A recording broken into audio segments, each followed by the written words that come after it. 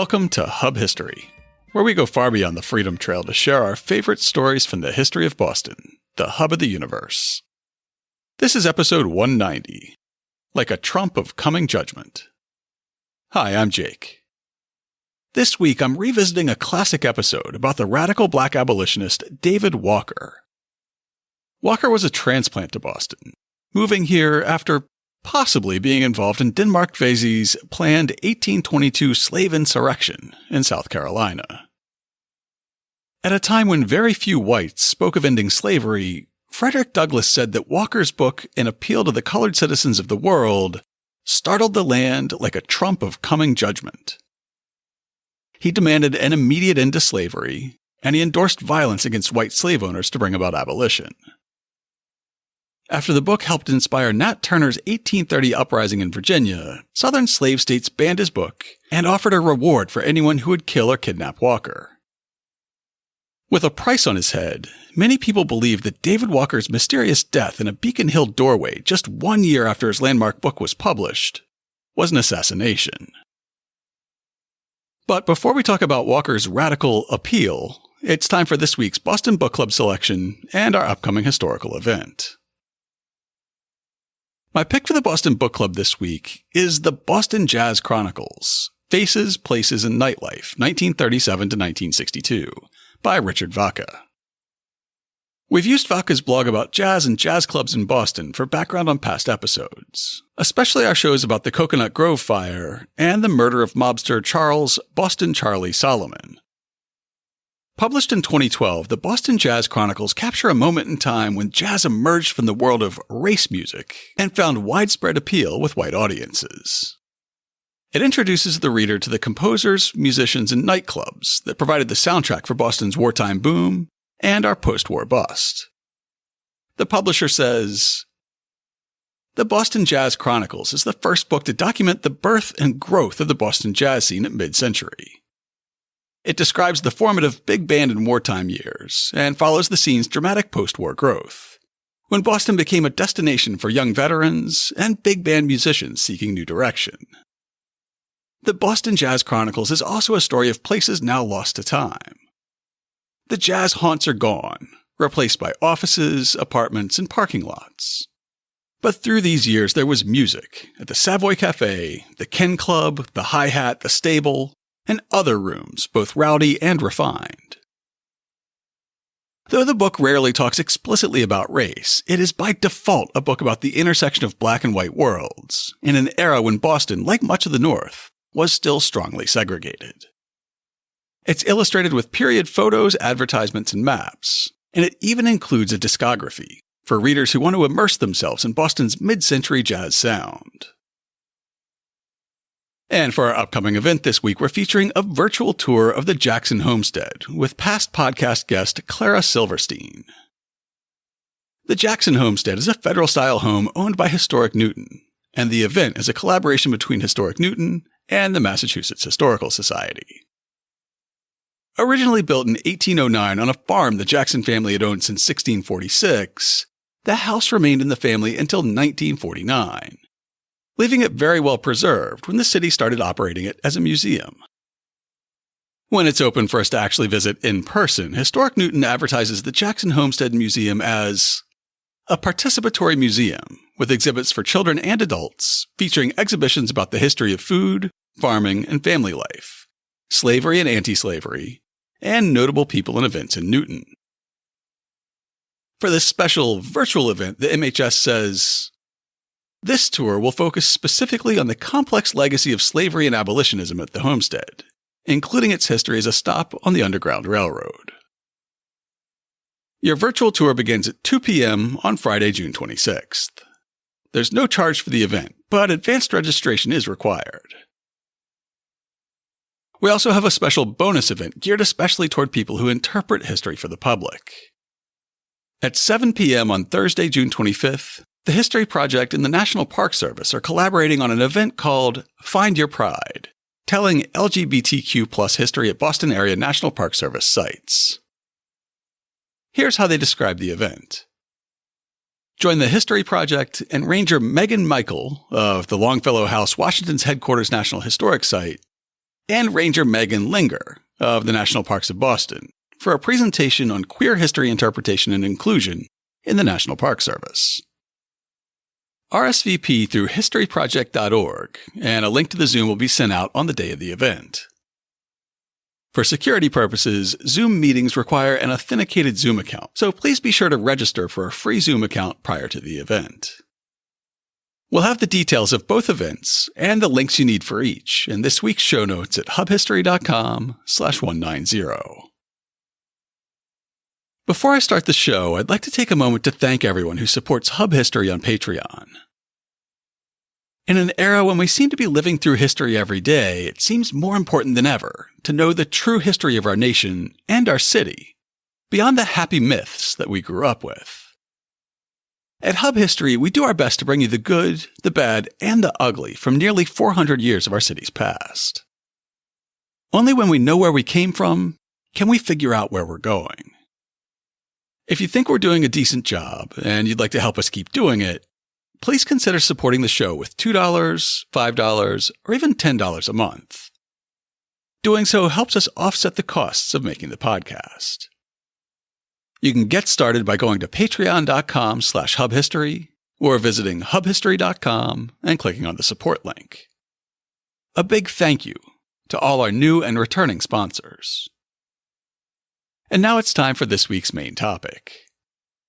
This episode originally aired in January 2019 as episode 117.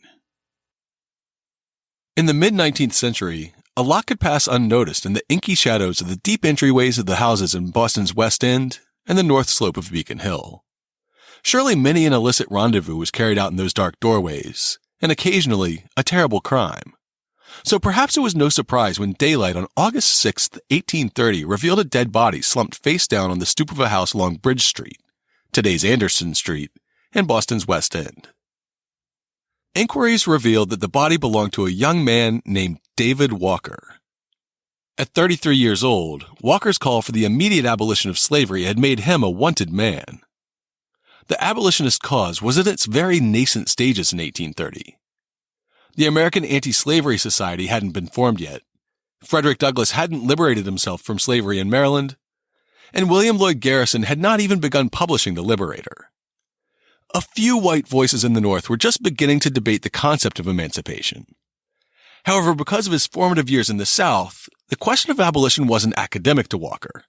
It was an issue of pressing, immediate urgency that justified any possible resistance by radical, even violent means. The previous year, he'd published one of the nation's first widely circulated abolitionist polemics titled An Appeal in 4 Articles, together with a preamble, to the colored citizens of the world, but in particular and very expressly to those of the United States of America. Commonly known as an appeal to the colored citizens of the world, or simply Walker's Appeal, this fairly brief tract helped ignite the abolitionist movement in the North, had lasting influence on civil rights activists for a century and a half after Walker's death, and landed like a grenade in the American South. As the pamphlet was circulated among black readers in the South, Walker became a marked man. Between publication of the pamphlet in September of 1829 and his death in August of 1830, Walker said defiantly, "I will stand my ground. Somebody must die in this cause. I may be doomed to the stake and the fire or to the scaffold tree, but it is not in me to falter if I can promote the work of emancipation." Walker's fear of the stake and fire wasn't entirely unfounded. In some southern states, execution by fire remained a legal punishment for African Americans convicted of murder or insurrection at the time. The last known legal example of this cruel punishment was in South Carolina in May of 1830, when an enslaved man was burned at the stake before a crowd of thousands of white onlookers. It was not until 3 years later that South Carolina officially outlawed burning at the stake. Of course, fire would be used in extrajudicial lynchings of black Americans well into the 20th century. The price on Walker's head also made his neighbors in Boston's West End suspicious of foul play. They knew that the state of Georgia had put out a bounty of $1,000. Some rumors said as much as $3,000 for anyone who would kill David Walker in Massachusetts. The price rose to $10,000 for anyone who could bring him back to Georgia alive to stand trial, and then, inevitably to meet a date with the scaffold. Henry Highland Garnet, a black abolitionist from a slightly younger generation, would give voice to those who believed Walker's death had come at the hands of slavers. Taking a bit of artistic license, he wrote, "It was the opinion of many that he was hurried out of life by the means of poison. He had many enemies, and not a few were his brethren whose cause he espoused. He died in 1830 on Bridge Street, at the hopeful and enthusiastic age of 33 years. His ruling passion blazed up in the hour of his death, and threw an indescribable grandeur over the last dark scene. The young man passed away without a struggle." Was this mysterious death a murder? Was it a bounty killing by means of poison?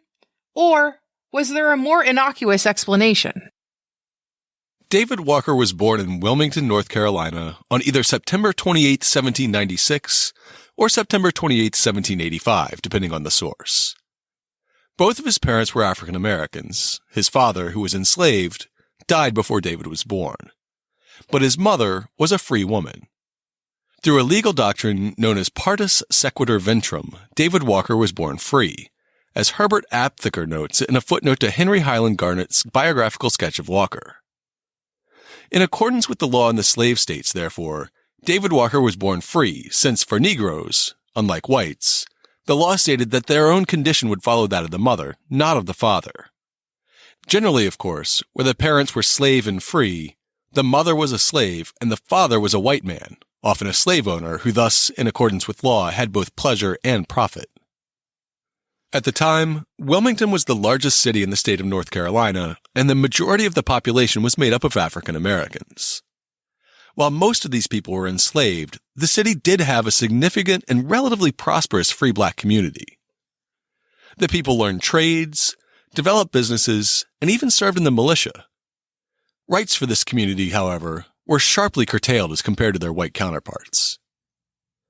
Having witnessed all the cruelty and degradation of North Carolina's peculiar institution, Walker made up his mind to leave the South when he was in his late teens or early 20s. He would later write that he had thought, "If I remain in this bloody land, I will not live long.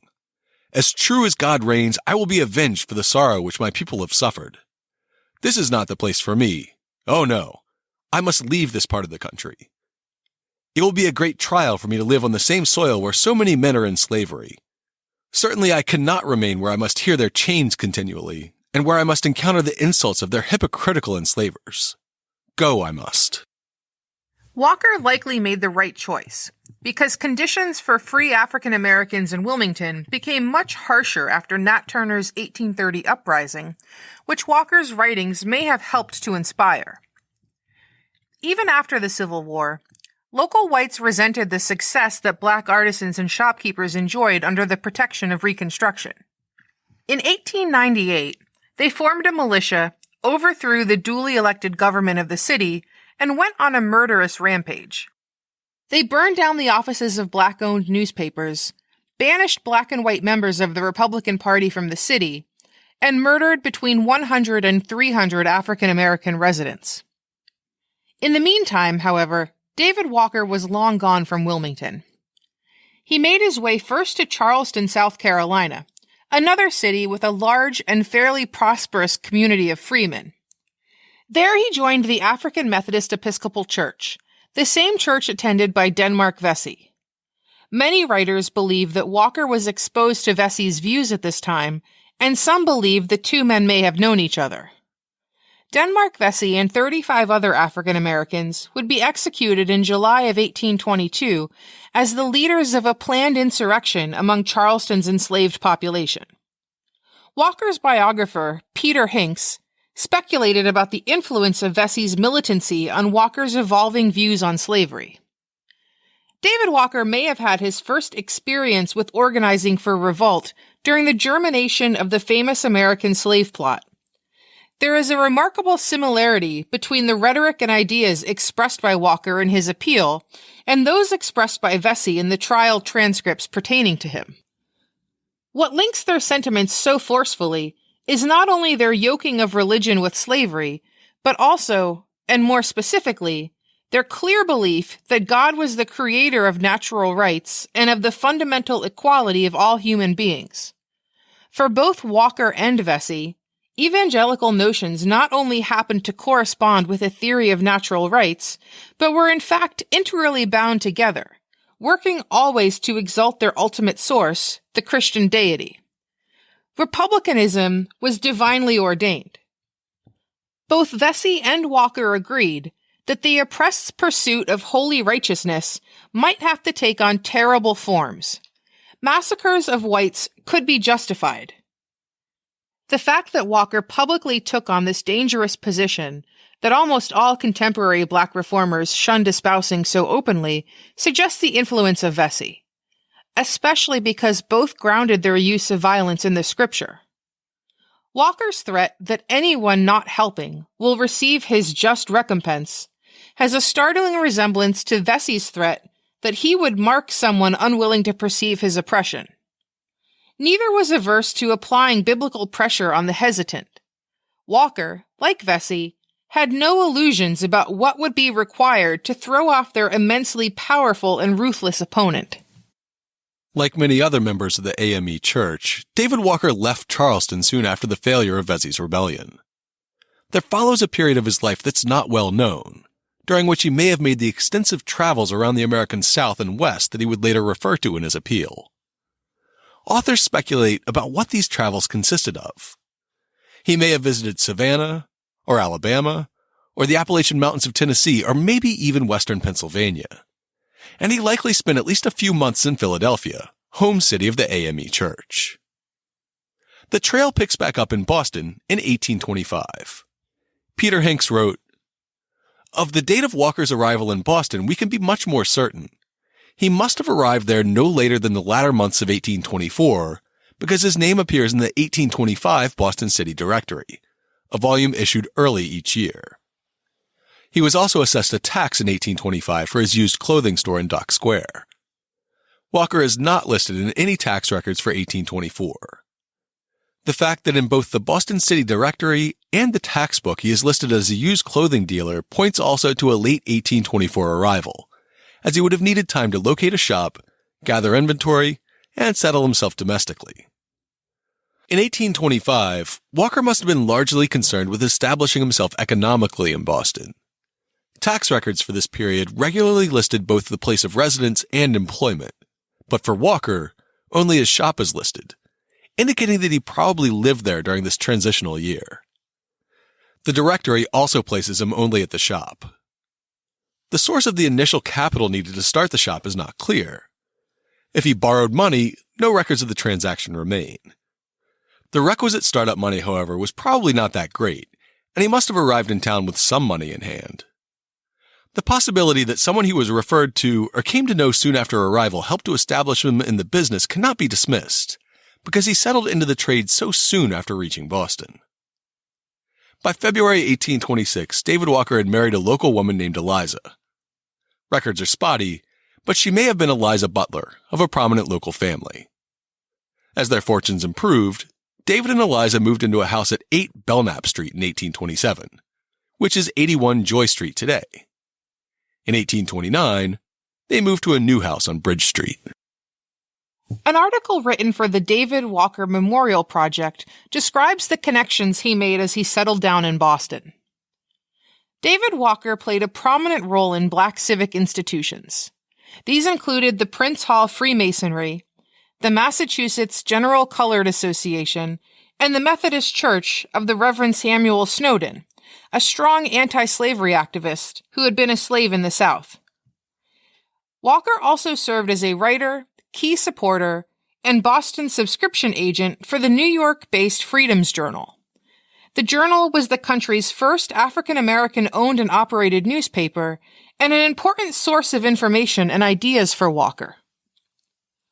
About a decade after Walker left Charleston and immersed himself in the growing black liberation movement, he published his appeal in 4 articles, together with a preamble to the colored citizens of the world, but in particular, and very expressly, to those of the United States of America. A note on the title page says that it was written in Boston in the state of Massachusetts, September 28, 1829, which may be symbolic, as the 28th was Walker's own birthday. Walker wastes no time. In the preamble to the third edition, he hits the ground running. My dearly beloved brethren and fellow citizens, having traveled over a considerable portion of these United States, and having, in the course of my travels, taken the most accurate observations of things as they exist, the result of my observations has warranted the full and unshaken conviction that we, colored people of these United States, are the most degraded, wretched, and abject set of beings that ever lived since the world began. And I pray God that none like us ever may live again until time shall be no more. They tell us of the Israelites in Egypt, the Helots in Sparta, and of the Roman slaves, which last were made up from almost every nation under heaven, whose sufferings under those ancient and heathen nations were, in comparison with ours, under this enlightened and Christian nation, no more than a cipher. Or, in other words, those heathen nations of antiquity had but little more among them than the name and form of slavery, while wretchedness and endless miseries were reserved to be poured out upon our fathers, ourselves, and our children by Christian Americans. In the 4 articles, he gives an overview of slaves and slavery in world history, attempts to sum up the current state of free and enslaved blacks, and makes an argument for the inherent equality of the races. He discusses the importance of education and attempts by whites to prevent the education of African Americans, and he makes a case that education's importance is opening the door to Christianity. He argues that if the enslaved population of America was well enough educated to understand the details of Christian teachings, that they would realize their right to self-defense against their enslavers. Christian themes pervade the pamphlet, and you can almost hear the cadence of a black minister's sermon in his words. On the topic of equality, he wrote, "For you must remember that we are men as well as they. God has been pleased to give us 2 eyes, 2 hands, 2 feet, and some sense in our heads as well as they. They have no more right to hold us in slavery than we have to hold them. We have just as much right in the sight of God to hold them and their children in slavery and wretchedness as they have to hold us, and no more." It's a sermon not just on God's judgment, but very specifically on God's judgment of white America. At the close of the first revolution in this country with Great Britain, there were but 13 states in the Union. Now there are 24, most of which are slaveholding states, and the whites are dragging us around in chains and in handcuffs to their new states and territories to work their mines and farms, to enrich them and their children, and millions of them believing firmly that we, being a little darker than they, were made by our Creator to be an inheritance to them and their children forever, the same as a parcel of brutes. Are we men? I ask you, O my brethren, are we men? Did our Creator make us to be slaves to dust and ashes like ourselves? Are they not dying worms as well as we? Have they not to make their appearance before the tribunal of heaven, to answer for the deeds done in the body as well as we? Did not God make us all as it seemed best to himself? What right, then, has one of us to despise another, and to treat him cruel on account of his color, which none but the God who made it can alter? Can there be a greater absurdity in nature, and particularly in a free, republican country? But the Americans, having introduced slavery among them, their hearts have become almost seared as with a hot iron, and God has nearly given them up to believe a lie in preference to the truth. And I am awfully afraid that pride, prejudice, avarice, and blood will, before long, prove the final ruin of this happy republic, or land of liberty.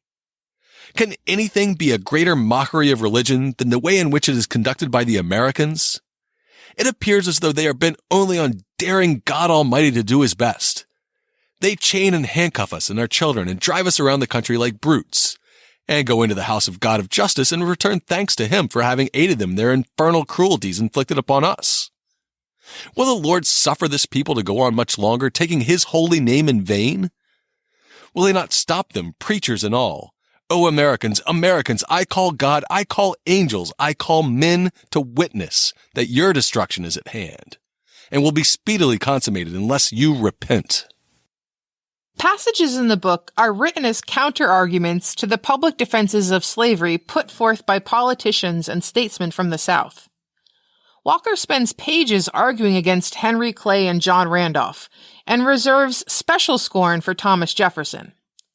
Jefferson had only been dead for about 3 years, and his Notes on Virginia, published in 1785, was one of the most broadly circulated pieces of slavery apologia. Walker refutes the work point by point. For example, the very learned and penetrating Mr. Jefferson said, "When a master was murdered, all his slaves in the same house or within hearing were condemned to death." Here, let me ask Mr. Jefferson, but he is gone to answer at the bar of God for the deeds done in his body while living. I therefore ask the whole American people, had I not rather die or be put to death than to be a slave to any tyrant who takes not only my own, but my wife and children's lives by the inches? Yea, would I meet death with avidity? Far, far, in preference to such servile submission to the murderous hands of tyrants. This hints at another theme running through Walker's work, the right of the enslaved to liberty and the justification of any means, even violent means, to achieve it. Now, I ask you, had you not rather be killed than to be a slave to a tyrant who takes the life of your mother, wife, and dear little children? Look upon your mother, wife, and children and answer God Almighty, and believe this, that it is no more harm for you to kill a man who is trying to kill you than it is for you to take a drink of water when thirsty. That language of religion and resistance is also applied to the colonization movement, a popular belief at that time that free African Americans and emancipated slaves should be returned to Africa. Supporters of the idea believed that the outcome of this project would be preferable for both races. Walker was having none of it. Let no man of us budge one step, and let slaveholders come to beat us from our country. America is more our country than it is the whites. We have enriched it with our blood and our tears. The greatest riches in all America have arisen from our blood and our tears, and will they drive us from our property and homes, which we have earned with our blood? They must look sharp on this, or this very thing will bring swift destruction upon them. The Americans have got so fat on our blood and groans that they have almost forgotten the God of armies. Remember, Americans, that we must and shall be free and enlightened as you are. Will you wait until we shall, under God, obtain our liberty by the crushing arm of power? Will it not be dreadful for you? I speak, Americans, for your good. We must and shall be free, I say, in spite of you. You may do your best to keep us in wretchedness and misery, to enrich you and your children, but God will deliver us from under you, and woe will be to you if we have to obtain our freedom by fighting. Throw away your fears and prejudices then, and enlighten us and treat us like men, and we will like you more than we do now hate you. And tell us now no more about colonization, for America is as much our country as it is yours. We encourage you to read the appeal in its entirety. When I printed out the ebook to browse through on a recent flight, it was only about 20 pages. But the urgency of the cause and the immediacy of the language make the whole thing eminently readable and quotable. To close the third edition, Walker turns America's beloved Declaration of Independence, Jefferson's words of an unfulfilled promise, back into white America's face. See your Declaration, Americans. Do you understand your own language? Hear your language proclaimed to the world July 4th, 1776. We hold these truths to be self-evident, that all men are created equal, that they are endowed by their Creator with certain unalienable rights, that among these are life, liberty, and the pursuit of happiness. Compare your own language above, extracted from your Declaration of Independence, with your cruelties and murders inflicted by your cruel and unmerciful fathers and yourselves, on our fathers and on us, men who have never given your fathers or you the least provocation. Hear your language further. But when a long train of abuses and usurpation, pursuing invariably the same object, evinces a design to reduce them under absolute despotism, It is their right, it is their duty to throw off such government and to provide new guards for their future security. Now, Americans, I ask you candidly, was your sufferings under Great Britain 1/100th part as cruel and tyrannical as you have rendered ours under you? Some of you no doubt believe that we will never throw off your murderous government and provide new guards for our future security. If Satan has made you believe it, will he not deceive you? The Lord has not taught the Americans that we will not some day or other throw off their chains and handcuffs from our hands and feet and their devilish lashes, which some of them shall have enough of yet, from our backs.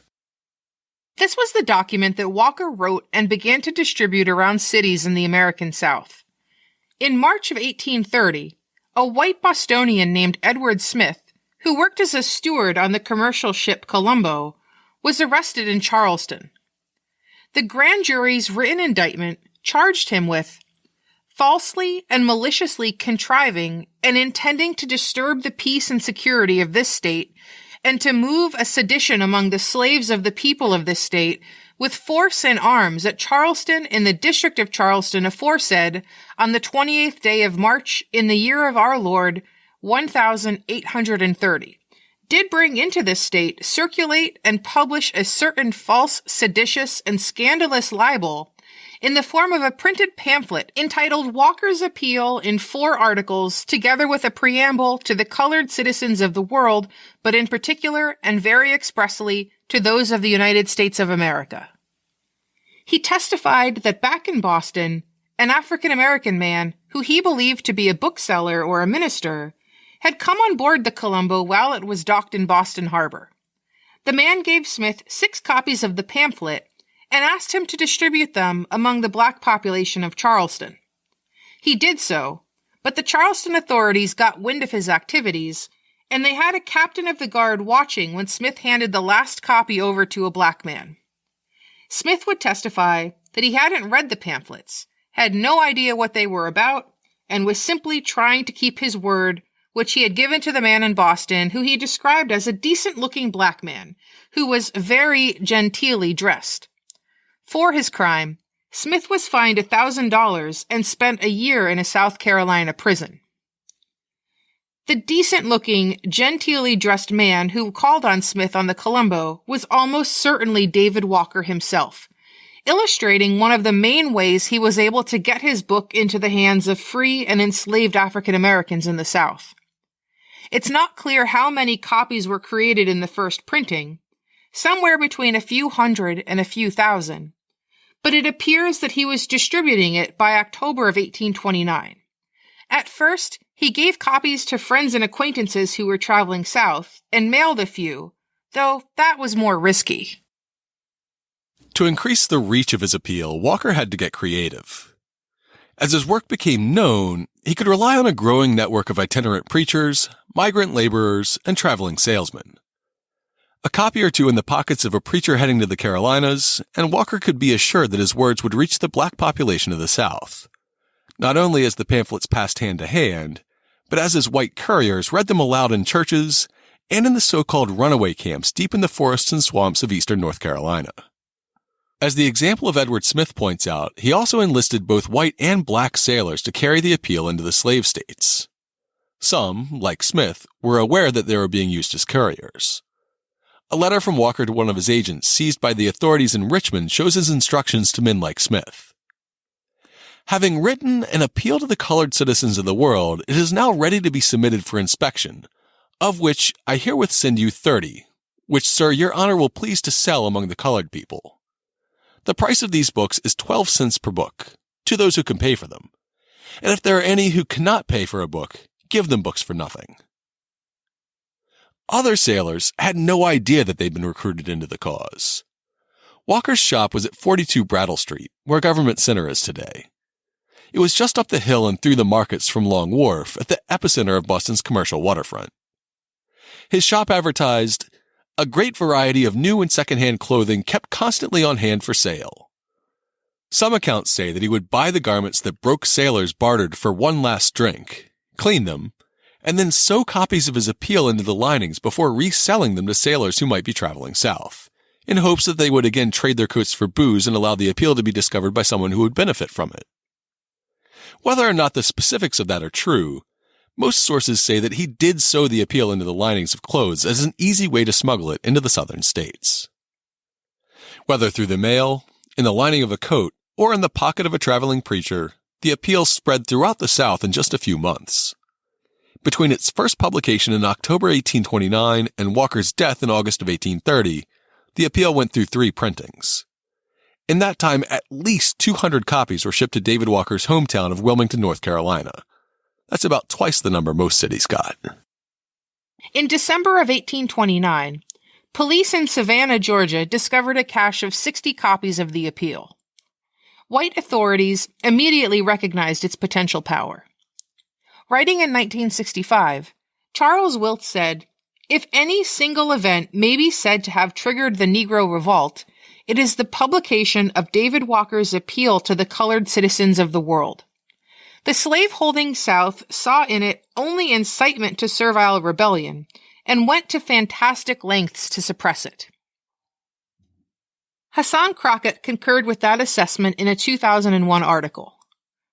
When the pamphlet reached the South, it represented one of the slave owners' greatest fears: blacks, not whites, writing and reading about abolition.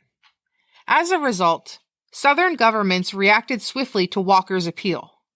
South Carolina, Georgia, North Carolina, and Louisiana immediately passed harsh laws, some requiring the death penalty, against possession or distribution of Walker's appeal or similar materials. The discovery of the appeal immediately threw Georgia into a state of panic.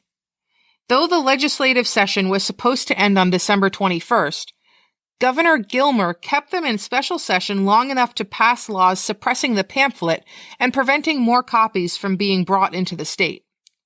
It was meant to bar ships with any black crew members from docking at a Georgia port, to keep enslaved people from any other state from being imported into the state, and to impose very specific penalties on any free or enslaved black person who read the appeal.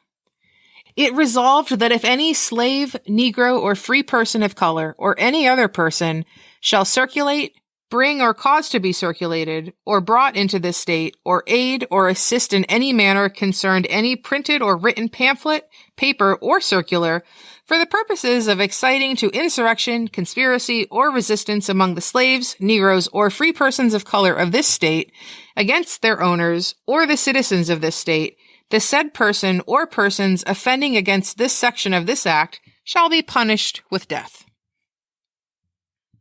While you would think that such extreme, inhumane measures would be revolting to the population of an enlightened city like Boston, you might be giving us too much credit. An article in Boston's Columbian Sentinel attempted to rationalize executing someone for possessing a book by calling on white fears of black insurrection.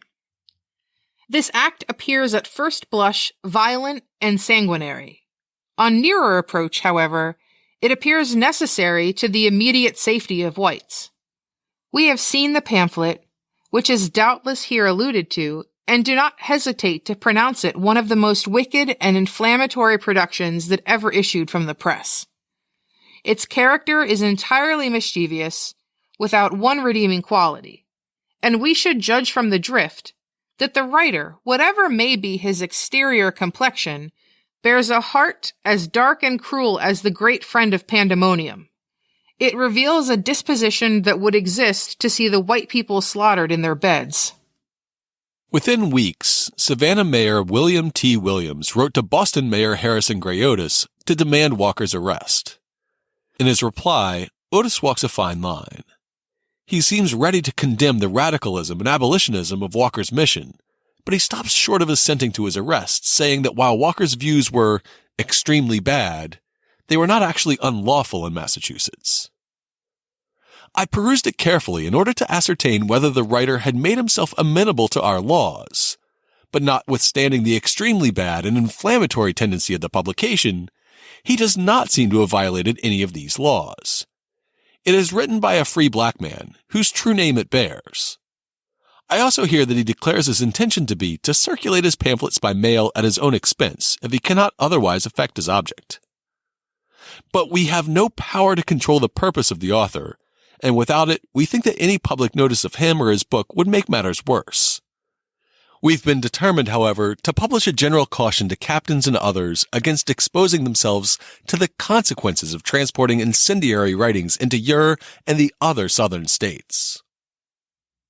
Otis was also forced to respond to Virginia Governor William Branch Giles, who'd written to the mayor with his own concerns about Walker's appeal. Again, he disparages Walker's radicalism without making any promises of trying to silence the writer. You may be assured that your good people cannot hold in more absolute detestation the sentiments of the writer than do the people of this city, and as I verily believe, the mass of the New England population. The only difference is that the insignificance of the writer, the extravagance of his sanguinary fanaticism tending to disgust all persons of common humanity with his object, and the very partial circulation of this book prevent the affair from being a subject of excitement and hardly of serious attention. This time, though, his claims go even one step further.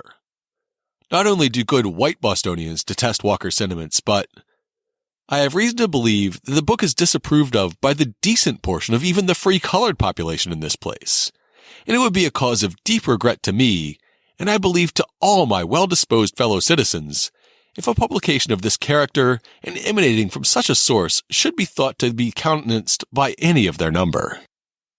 Governor Giles responded to the Boston mayor, and in this letter to Otis, you can hear a dire warning that Northerners should make no attempt to disrupt the system of slave power in the American South, for their own good, and for the good of the enslaved. I beg you, sir, to believe that the assurances given in your letter of the feelings and sentiments of absolute detestation entertained by yourself and the good people of Boston in general against the fanatical and sanguinary sentiments of the writer of that pamphlet have been received by myself, and I am sure by the General Assembly and good people of this state, with much satisfaction and grateful acknowledgement. Be assured, sir, that I never for one moment entertained a suspicion that sentiments so diabolical and mischievous as those avowed and put into circulation by this sanguinary fanatic could have received the approbation or countenance either of yourself or of the good people of Massachusetts generally. Permit me, sir, however, to observe that I see with the most profound sorrow and regret fanatics of a much higher order than this despicable colored man are industriously intermeddling by wild and impracticable projects to ameliorate the conditions of slaves in this state, when they are profoundly ignorant of the particular subject of their intermeddlings, and sensibilities of the incalculable mischiefs that they are doing to society generally, and to the slave population particularly. In one continual cry, Herbert Aptheker reports how the people of Georgia were willing to take that veiled threat of violence and make it explicit. He describes a hunger strike by prominent Georgians who were enraged by Boston's refusal to jail Walker.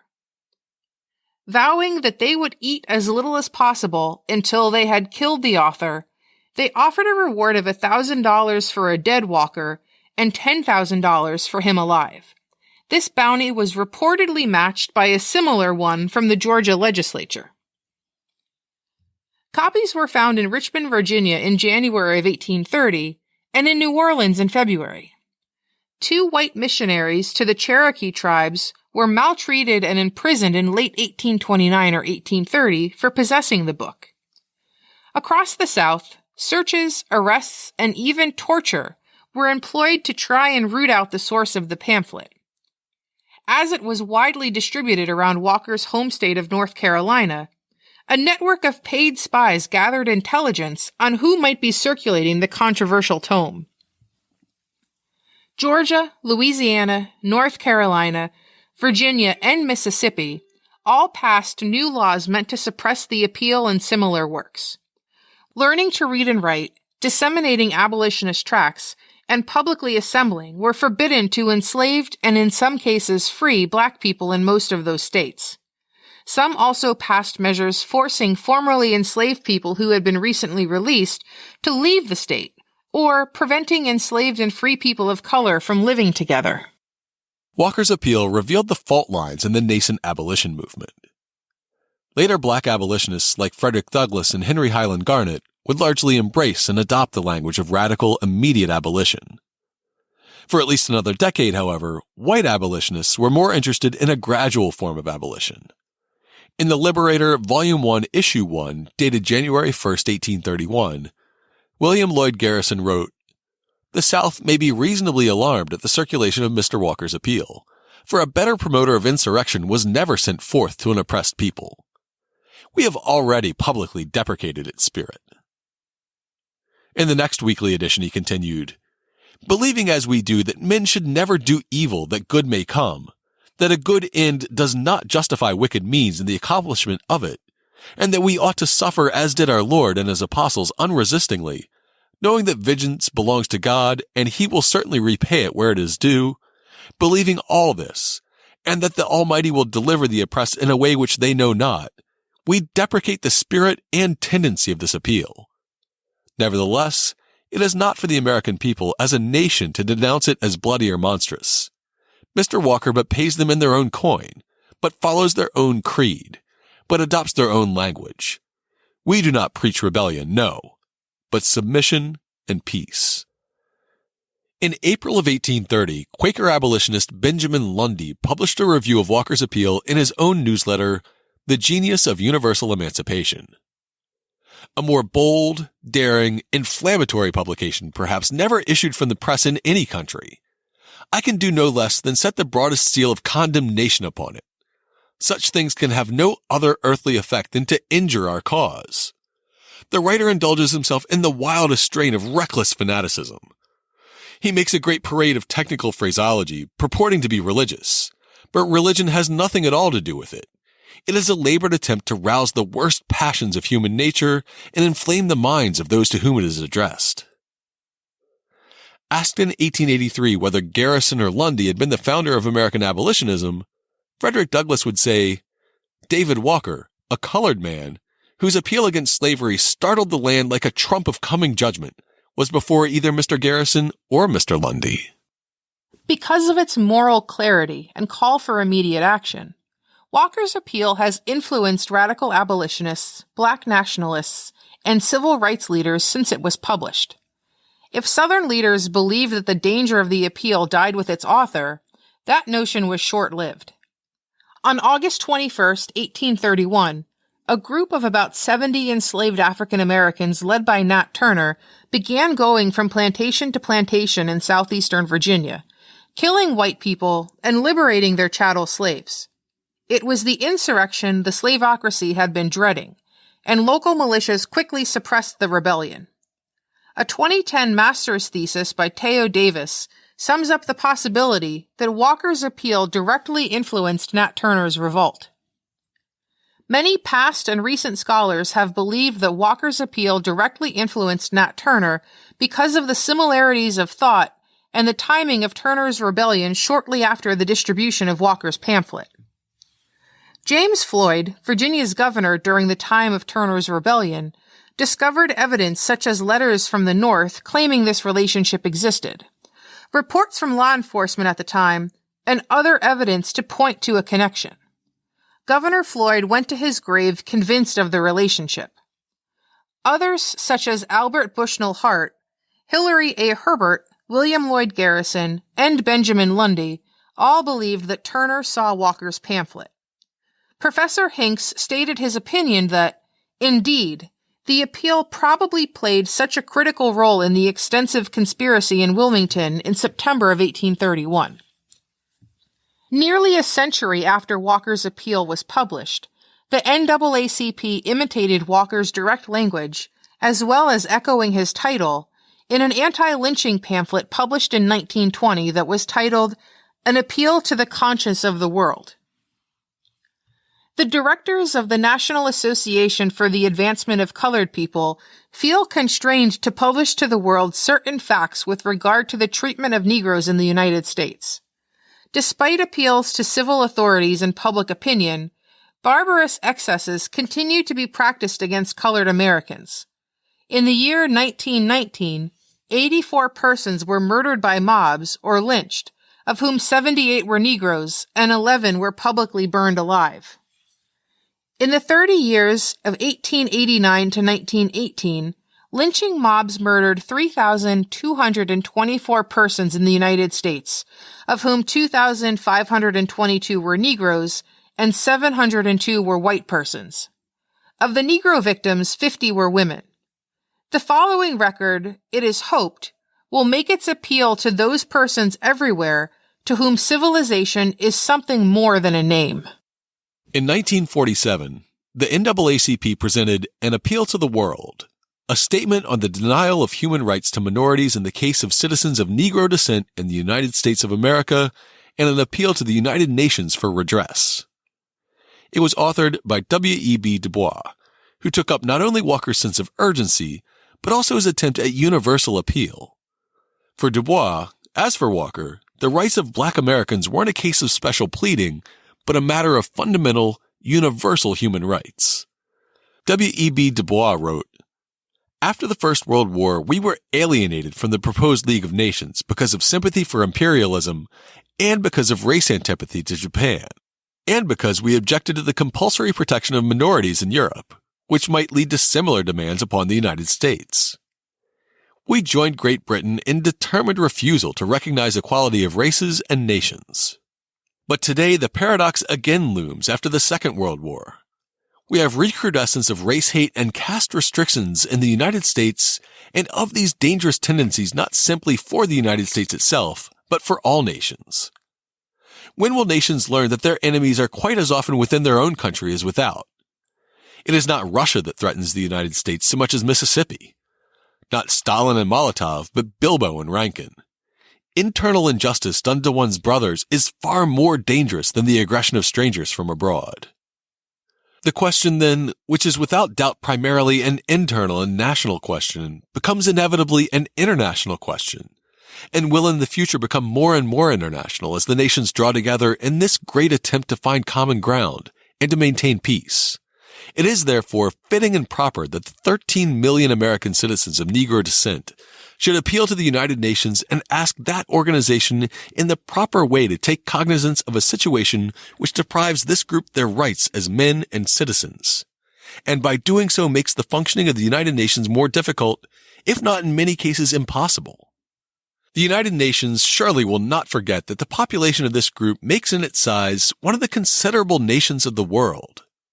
We number as many as the inhabitants of Argentina or Czechoslovakia, or the whole of Scandinavia, including Sweden, Norway, and Denmark. We are very nearly the size of Egypt, Romania, and Yugoslavia. We are larger than Canada, Saudi Arabia, Ethiopia, Hungary, or the Netherlands. We have twice as many persons as Australia or Switzerland, and more than the whole Union of South Africa. We have more people than Portugal or Peru, twice as many as Greece, and nearly as many as Turkey. We have more people by far than Belgium, and half as many as Spain. In sheer numbers, then, we are a group which has a right to be heard. And while we rejoice that other smaller nations can stand and make their wants known in the United Nations, we maintain equally that our voice should not be suppressed or ignored. While he didn't use Walker's language of violence, Martin Luther King Jr.'s I Have a Dream speech echoes the fearsome urgency of justice in Walker's appeal. We have also come to this hallowed spot to remind America of the fierce urgency of now. This is no time to engage in the luxury of cooling off or to take the tranquilizing drug of gradualism.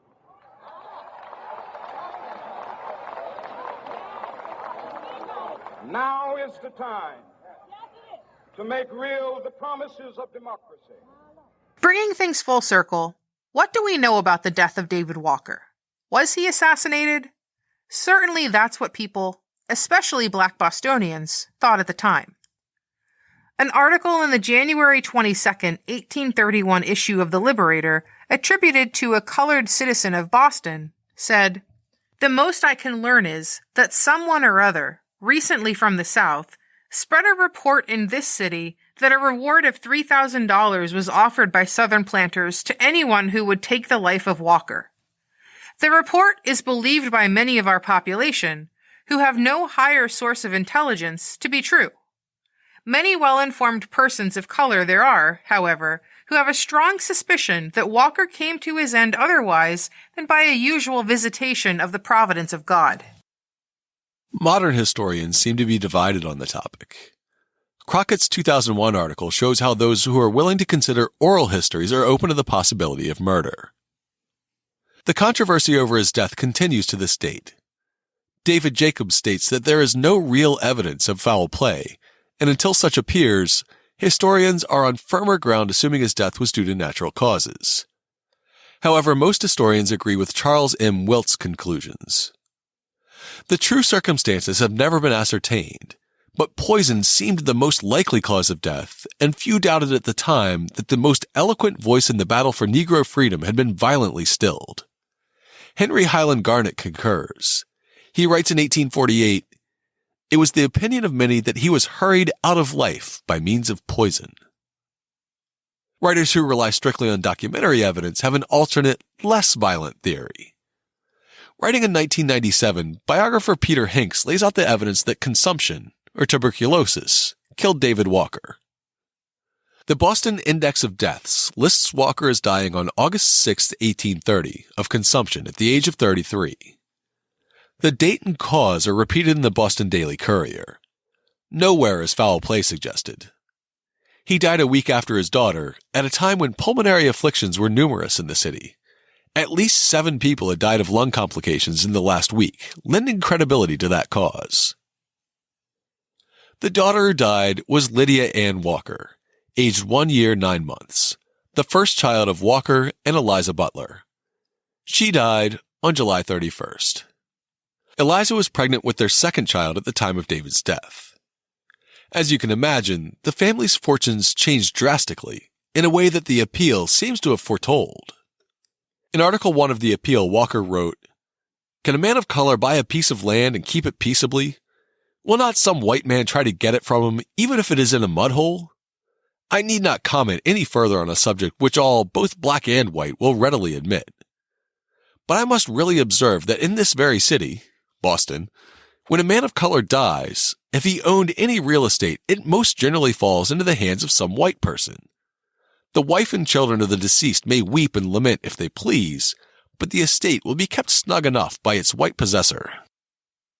In an ultimate irony, after David Walker died, his widow Eliza was unable to keep up with their mortgage payments. The mortgage holder was George Parkman, whose gruesome murder was the subject of our 24th episode. As we said at the time, Parkman was a man who relished collecting on a debt, walking the streets each day to visit his borrowers and collect their payments. So of course, when Eliza Walker couldn't make the mortgage payments, Parkman foreclosed on the family, seizing the house and fulfilling David Walker's prophecy. After this reversal, David and Eliza's second child, Edward, was born later in 1830. He would go on to be an abolitionist activist in his father's footsteps. Unlike David, Edward Walker lived in a time when abolitionism was becoming more common in Boston. He was part of the mob that successfully rescued Shadrach Minkins from the courthouse after Minkins was accused of being a free slave, and got him onto a boat bound for Canada. After studying law, Edward was elected to the Massachusetts House of Representatives in 1866, alongside Charles Mitchell. They were the first 2 African-American legislators elected in Massachusetts, prompting this rude response in the diary of white Bostonian Claude Auguste Cromlin. Only the election of 2 colored men as representatives in the state legislature made some noise here and gave sufficient matter for conversation, as this is the first election of its kind. Misters Mitchell and Walker are the first of the despised race who are called to a post such as this one. We'll leave the last word on the memory of David Walker to Black abolitionist Maria Stewart. In an address at Boston's African Masonic Hall in 1833, she lionized him. "Many will suffer for pleading the cause of oppressed Africa, and I shall glory in being one of her martyrs, for I am firmly persuaded that the God in whom I trust is able to protect me from the rage and malice of mine enemies, and from them that will rise up against me. And if there is no other way for me to escape, he is able to take me to himself, as he did the most noble, fearless, and undaunted David Walker. But where is the man that has distinguished himself in these modern days by acting wholly in defense of African rights and liberty? There was one. Although he sleeps, his memory lives. To learn more about David Walker and his radical appeal, check out this week's show notes at hubhistory.com/190. We'll have the full text of the appeal, links to each of the books and articles we quoted from, and maps showing the location of David Walker's homes on the street layout of the 1830s. We'll also have copies of the correspondence between Harrison Gray Otis and Southern political leaders, and we'll link to coverage of the appeal in The Liberator. And of course, we'll have links to information about our upcoming event and the Boston Jazz Chronicles, this week's Boston Book Club pick. If you'd like to get in touch with us, you can email us at podcast@hubhistory.com. We're Hub History on Twitter, Facebook, and Instagram. Or you can go to hubhistory.com and click on the Contact Us link. While you're on the site, hit the subscribe link and be sure that you never miss an episode. If you subscribe on Apple Podcasts, please consider writing us a brief review. If you do, drop us a line, and we'll send you a Hub History sticker as a token of appreciation. That's all for now. Stay safe out there, listeners.